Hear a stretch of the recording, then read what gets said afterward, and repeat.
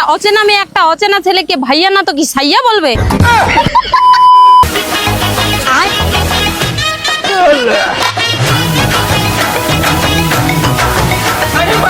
চোখে কম দেখো নাকি? দেখে শুনে হাঁটতে পারো না?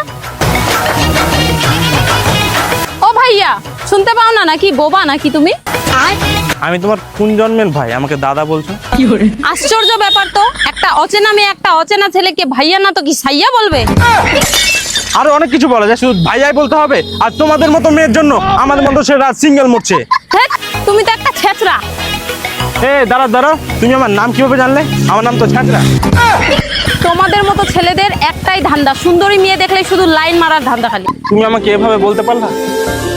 আমি খুব অসহায়, আমার কেউ নেই, শুধু একটাই বাবা আছে আর একটাই মা আছে, আর একটা ভাই একটা বোন। কি আশ্চর্য, বাবা মা তো সবারই একটাই হয়। হ্যাঁ, ফালতু ছেলে।